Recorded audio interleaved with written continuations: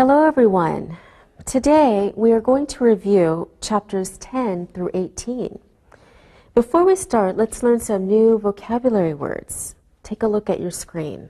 A casserole. A casserole is a deep dish used for cooking food in the oven. Next, a platter. A platter is a large dish used for serving meat. Next, a wok. A wok is a wide pan used for Chinese cooking.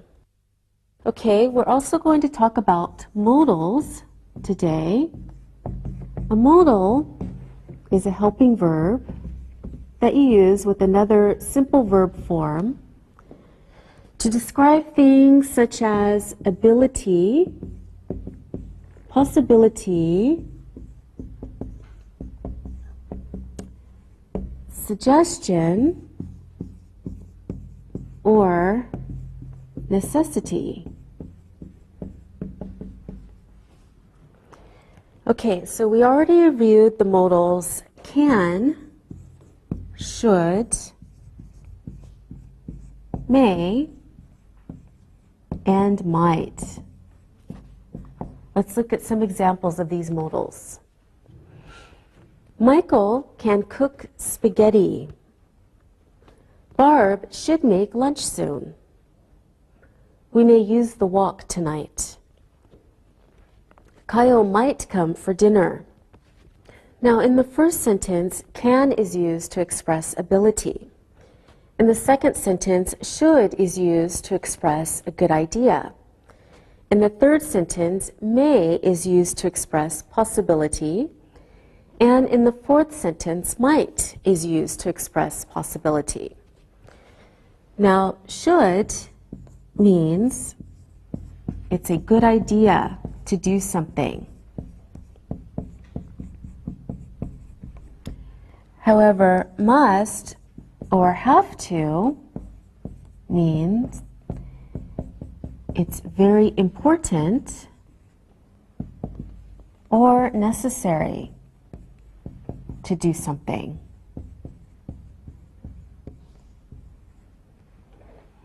Okay, let's look at some more examples.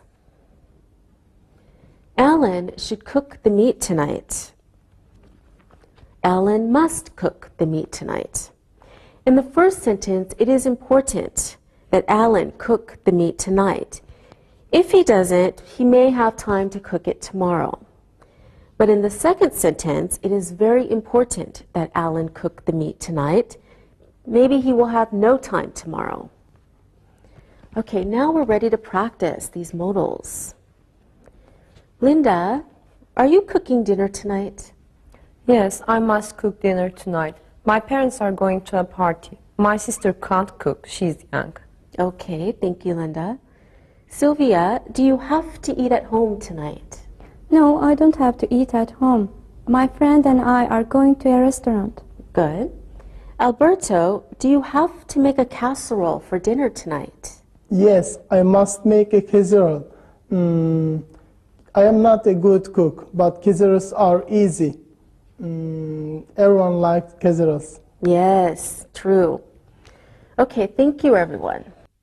Now, we can use must not or mustn't for negative sentences.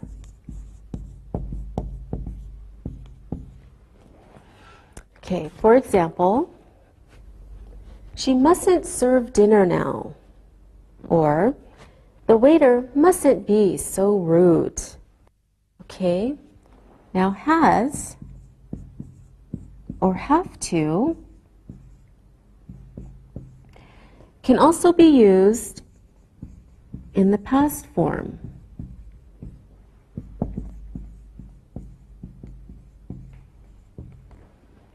For example, she had to leave early for the restaurant.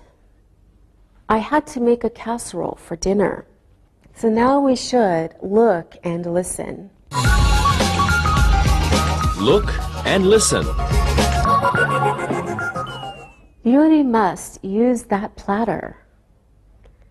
The cook mustn't come to work late. Theo has to clean the dishes more slowly. The waiters had to clean the kitchen. Read and repeat.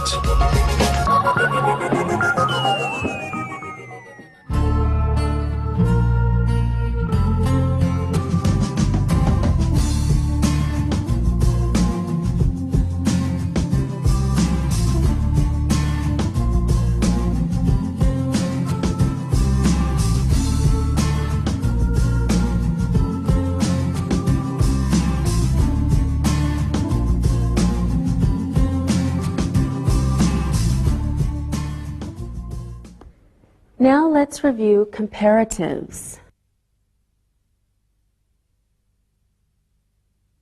So remember, when we're comparing two things, we use comparatives. For example, she is shorter than Kevin. Tom is funnier than Clark. Matt is better at pool than Larry. Terry is more handsome than Marty. So a comparative is a sentence that shows the relationship between two things, two or more things. There are many rules when making a sentence in the comparative form. And than is used between the objects.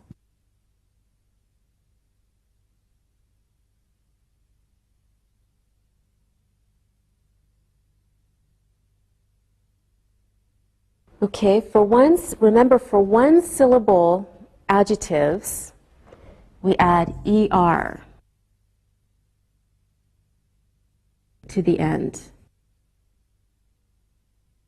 For example, Walt is smarter than Joe.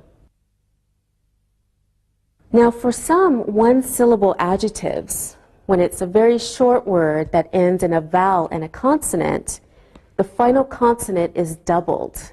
For example, I am fatter than my wife. So we use two T's. But for two or more syllable words, adjectives, we add the word more.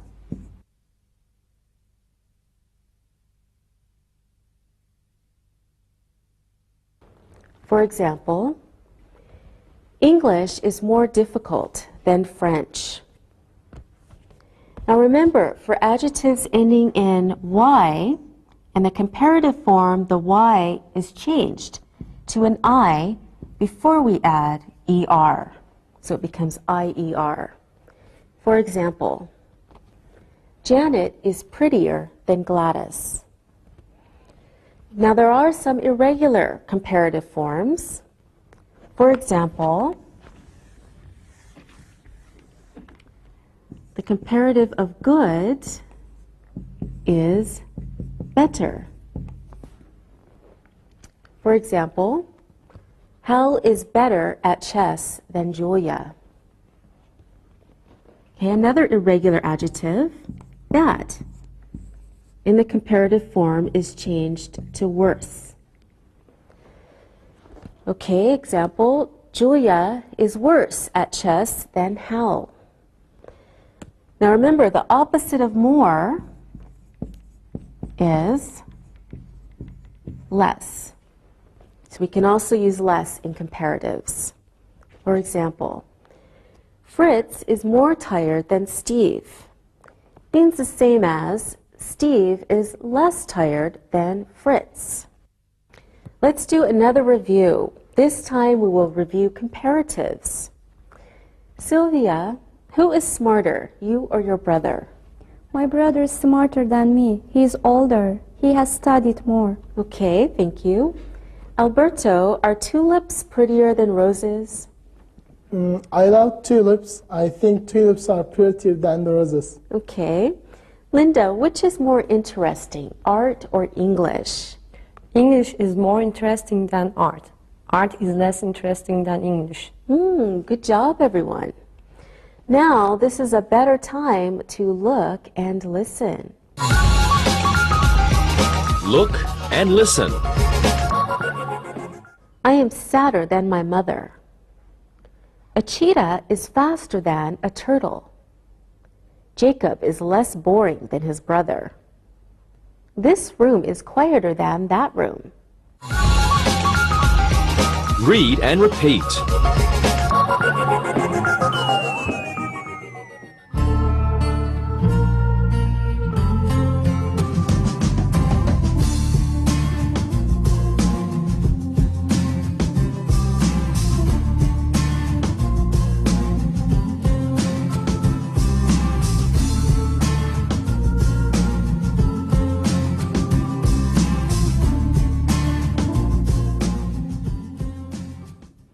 Now let's review superlatives. A superlative is the absolute of something. It's saying something is the most in a group. Let's look at some examples. Mount Blanc isn't the tallest mountain in the world. American women are the most beautiful women in the world. Mount McKinley is the highest mountain in the U.S. French roses are the prettiest roses in Europe. So superlative is an adjective which expresses the highest degree. Okay.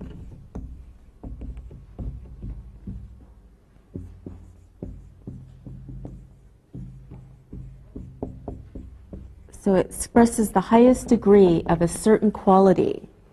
As with comparatives, there are many rules with superlatives. So for one syllable adjectives, we add est.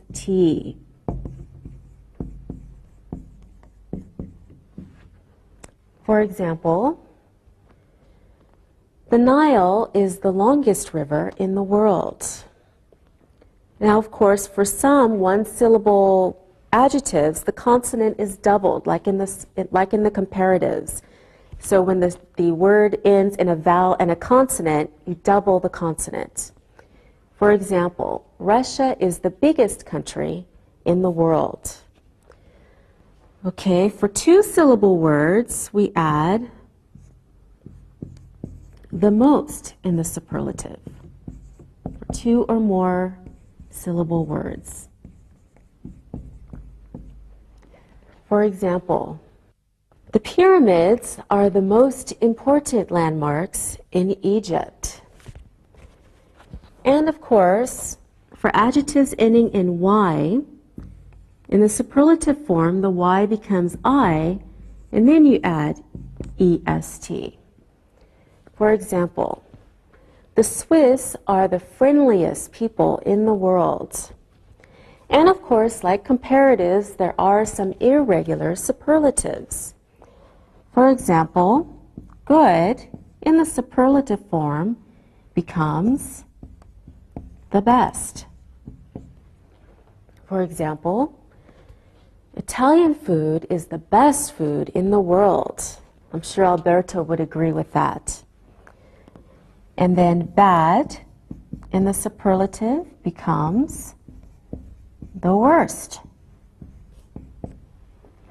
For example, American beer is the worst beer in North America. Okay, now the opposite of the most is the least. Also a superlative. So we can say, for example, souvenirs at JFK Airport are the least expensive in the U.S. Now we're ready to practice superlatives. Alberto, you can go first. What is the largest country in Africa? I don't know. Is it Egypt? Do you know, Sylvia? Yes, I do. The Sudan is the largest country in Africa. Very good. Linda, what is the most difficult language to learn in Europe? I think German is the most difficult. Spanish is the least difficult. Okay, good. Alberto, I will give you another one. Who is the prettiest girl in Italy? My mother is the prettiest girl in Italy. Okay, I'm sure she is. Thank you, everyone. Now, this is the best time to look and listen.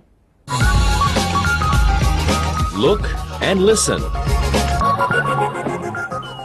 The Mississippi is the longest river in the United States. The New York Times is the most interesting newspaper in the world. Seneca Lake is the deepest lake in the United States. French perfume is the best perfume in the world. Read and repeat.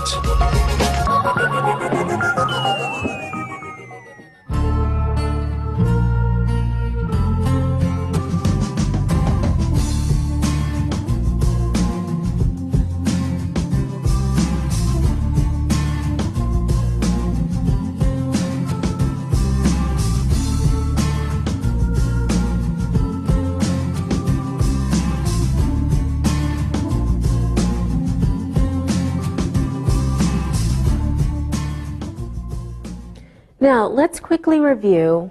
There is and there are,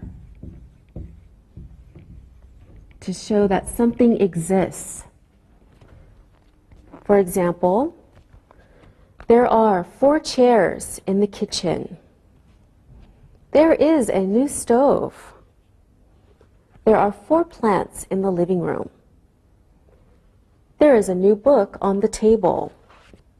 So there are and there is give information. They can also be used in the negative. For example, there aren't 4 chairs in the kitchen. There isn't a new stove. There aren't 4 plants in the living room. There isn't a book on the table. There is and there are can also be used in positive and negative question forms. Take a look at some examples. Are there 4 chairs in the kitchen?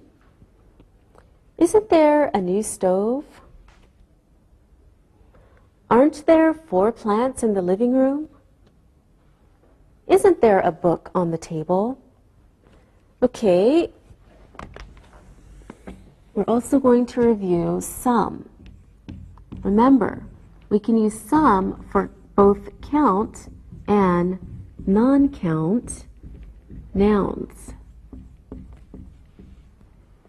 For example, there are some chairs in the living room. There was some noise in the kitchen. There were some pillows on the bed. There was some information in the book on the table.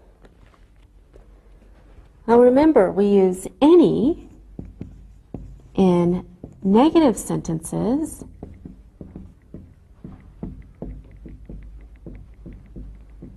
and questions.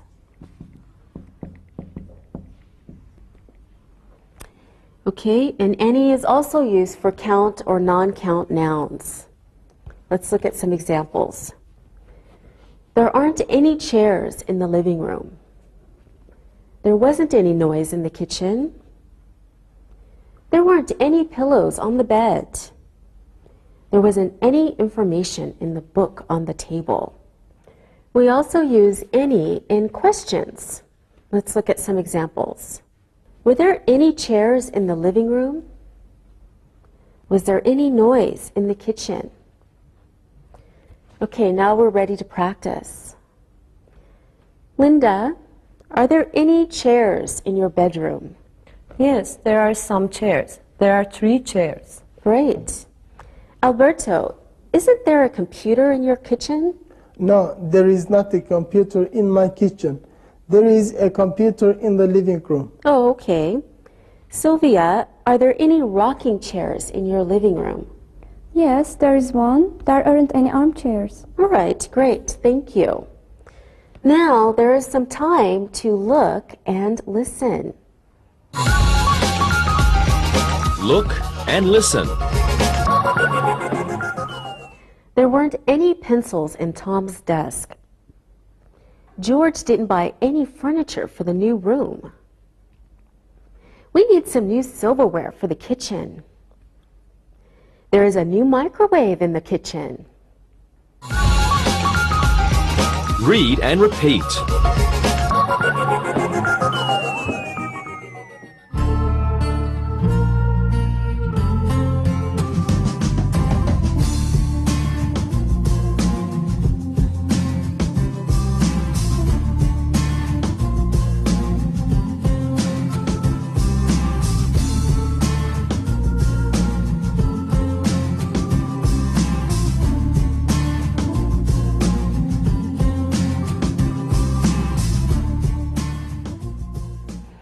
Now let's review polite questions beginning with can and would.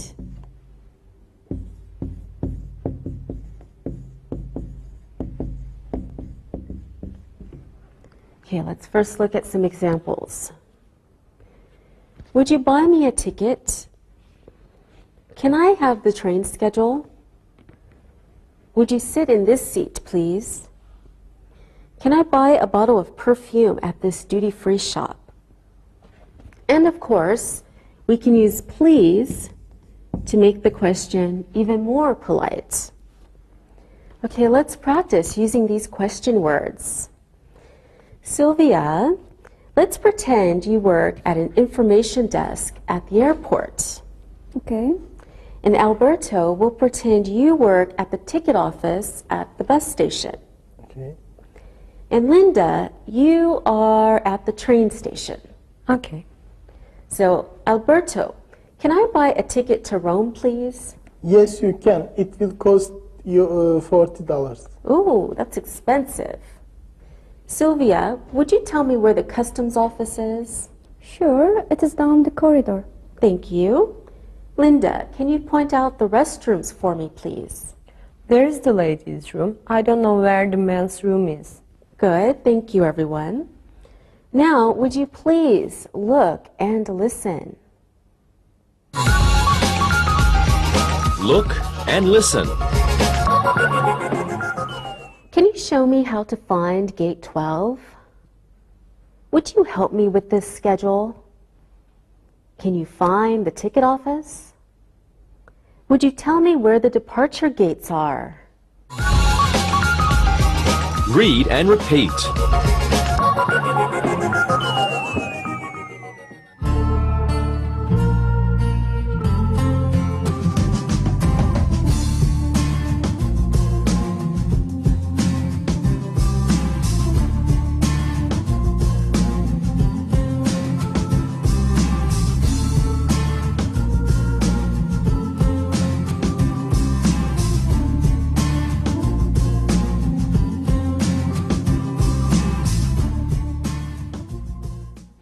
It's time to review imperatives and sequence words.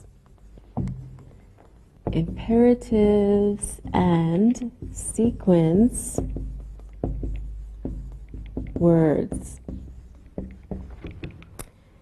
Okay, first some examples. Let's start with imperatives. Stop shouting. Leave the room now. Please make your bed. Please help your sister. So an imperative is an order or command, right? You're asking someone or telling someone to do something. It is something that must be done immediately, and it is often followed by an explanation point. Okay, let's practice. What are some imperatives you always hear me say? Answer the questions. Yes, good. Look and listen. Right. Fill in the blanks. Yes. Ask a question. Okay. Listen and write. Of course. Read the story. Good. And you always do them, right? Yes. Yes, we do. Sometimes. Okay. Now, let's review sequence words. Here are some examples. First, open the box. Second, take the television out. Next, put it on the table. Finally, plug it in. Okay, so sequence words show the order of events. They tell us which order the events happen. Some examples of sequence words are first, so of course something happened first, second, next, finally. Okay, so first, second, next, finally. Let's practice. I want to make spaghetti. What should I do, Linda? First, you must buy spaghetti. Good. Then what, Sylvia? Second, you must boil water. Okay, Linda? Next, you put the spaghetti in the boiling water and cook it. All right. Alberto? Finally, after it is cooked, you can put tomato sauce or butter on it. You are good cooks. Thank you. Now it's time to look and listen. Look and listen. Catch the ball. Wash your hands. Come quickly. Go to your room now. Read and repeat.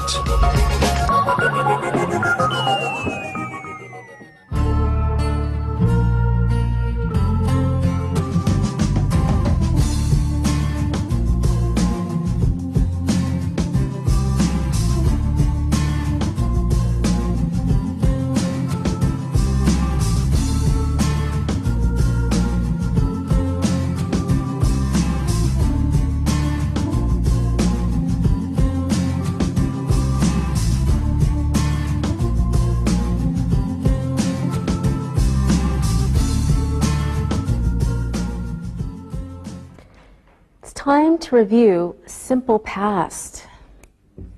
Simple past tense. Let's take a look at some examples. Columbus discovered America. Mother Teresa brought kindness to poor people. I was happy on the 4th of July. George Bush dove into the pool. So the simple past is used to describe actions that started and finished in the past.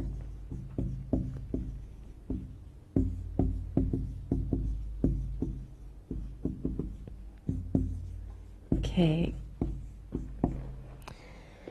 Let's take a look at some forms.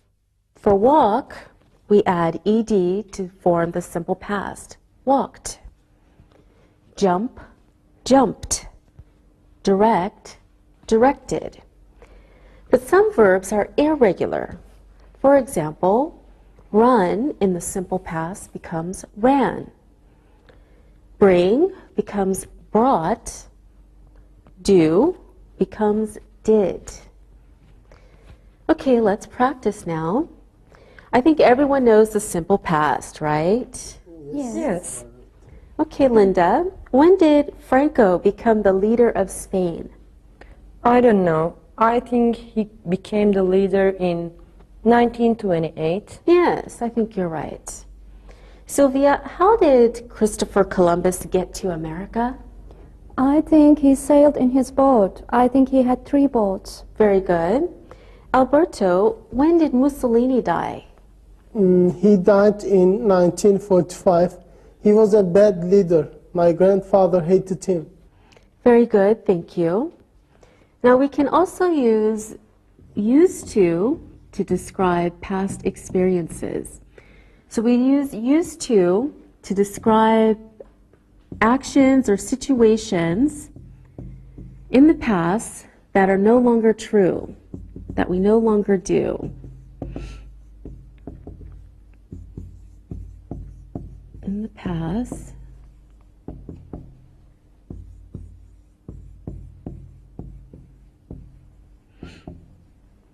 Okay, let's look at some examples of used to. He used to be in the army. My mother used to run, but now she doesn't. We used to speak only our language, but now we also speak English. Now it's time to look and listen. Look and listen. Churchill used to smoke 10 cigars a day. The Second World War started in the 1930s. Tito was the president of Yugoslavia. Hillary climbed Mount Everest in 1953. Read and repeat.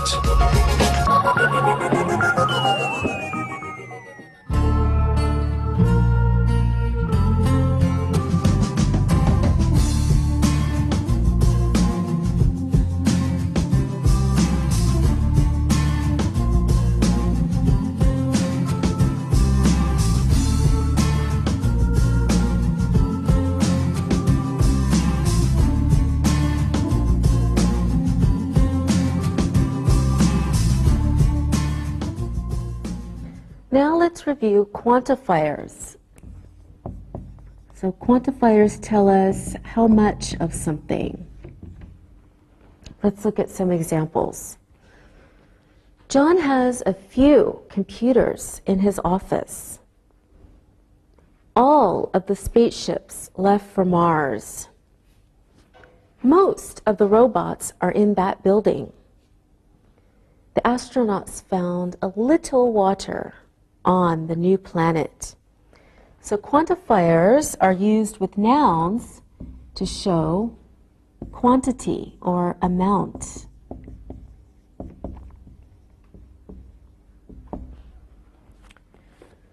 Okay, some examples of quantifiers are much, little, a lot of,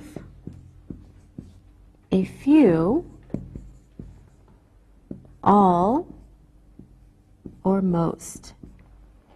So much, little, a lot of, a few, all, or most. Okay, now we're ready to practice quantifiers. Linda, how many craters are on the moon? There are lots of craters on the moon. There must be about 500 of them.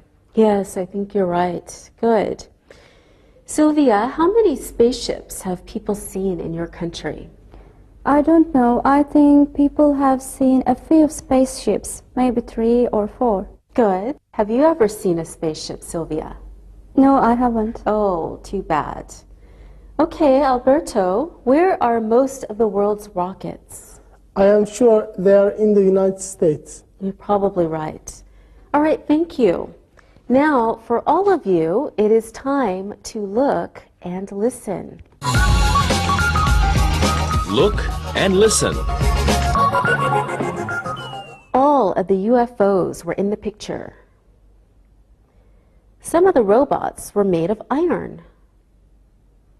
A lot of people attended the blast-off. Paul could see a few stars with his telescope. Read and repeat.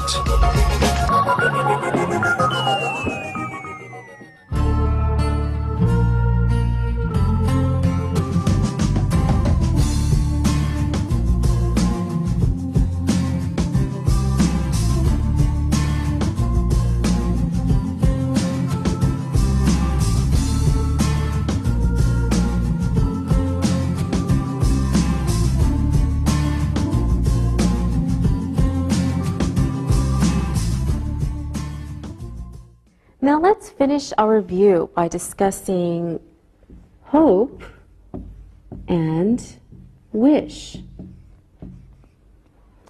Let's look at some examples first. Tom hopes he can go to the United States this year. Tom wishes he could go to the United States this year. So we use hope and wish to talk about future actions or possible future actions. With the verb hope, there is possibility that things will happen. Okay, so for example, Tom hopes he can go to the United States this year means there is a possibility he can go. But with the verb wish, it's not likely, not probable or not likely that it will happen.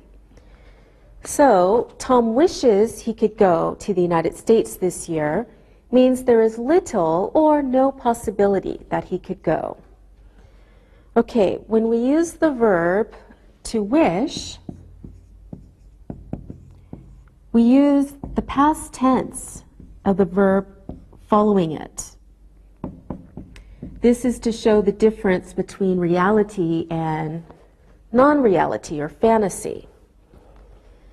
Okay, when we use the verb to be after wish, it's always in the form of were, no matter the subject. For example, I wish I were a rich man. He wishes he were an Italian. Okay, So when we use wish, we use the past form to show that it is not reality. But when we use hope, the second verb usually can be in a different tense because it is reality. For example, he hopes he will play guitar like his brother. Okay, we can also use modals such as would, may, and might, together with hope and wish. Okay, so let's review wish and hope, practice a little. Sylvia, what do you wish? I wish I could go to Egypt this year. I know I can't. Next year I may be able to go. I hope I can go next year. Great, I hope you can go too. Alberto, what do you wish? I wish that I could cook like my mother. She is the best cook. Oh, I bet she is. What do you wish, Linda? I wish I were a teacher. I'm a student. I hope I'm a teacher someday. Okay, I hope you are too. Thank you, everyone. Now, I hope you look and listen. Look and listen. June wishes she were at home. Ken hopes to be a policeman next year. Henry wishes his father would leave. The teacher hopes the children will study. Read and repeat.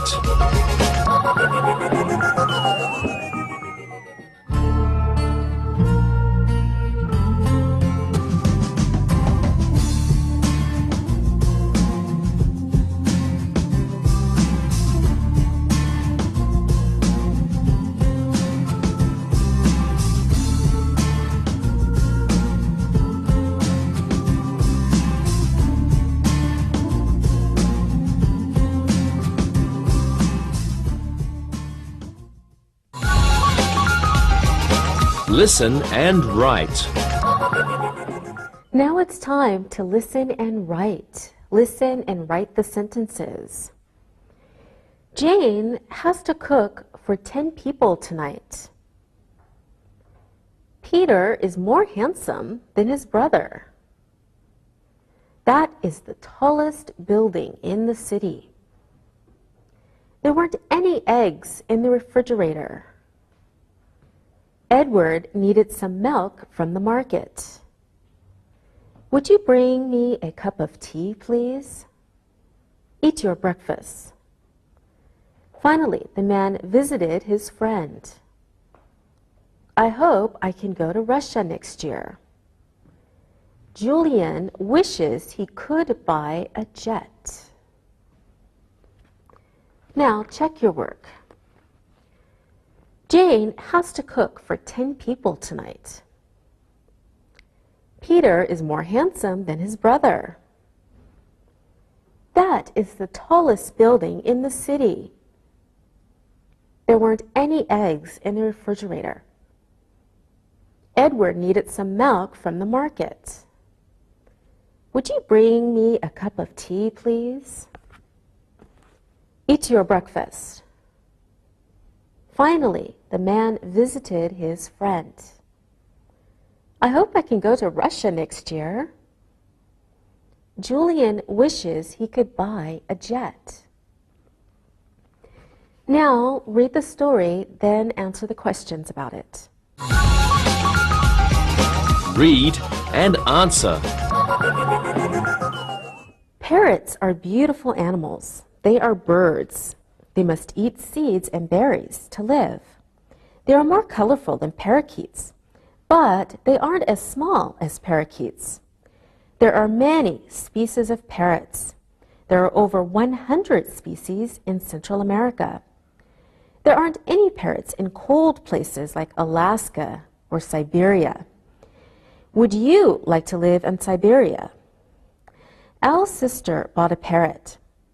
First, she went to the bank. Second, she borrowed a cage. Next, she bought the bird. Finally, she got some parrot food. Our mother used to have a parrot, so she can help take care of it. She even gave my sister a little money to help buy it. My sister named her bird Hank. Al hopes someday he will have a pet. He wishes he could have a giraffe. He could ride it to school. Now answer the questions. What kind of animal is a parrot? What do parrots eat? Are parrots bigger than parakeets? How many species of parrots are there in Central America? Where aren't there any parrots? What did Al's sister do after she went to the bank? What was the last thing she did? What did Al's mother used to have? What did Al's sister name her pet? What does Al wish? Now check your answers. What kind of animal is a parrot? A parrot is a bird. What do parrots eat? Parrots eat seeds and berries. Are parrots bigger than parakeets? Yes, they are bigger than parakeets. How many species of parrots are there in Central America? There are over 100 species of parrots in Central America. Where aren't there any parrots? There aren't any parrots in Alaska or Siberia. What did Al's sister do after she went to the bank? She borrowed a cage. What was the last thing she did? She bought some bird food. What did Al's mother used to have? Al's mother used to have a parrot. What did Al's sister name her pet? She named it Hank. What does Al wish? He wishes he had a giraffe. All right, that's all. Thank you. See you next time.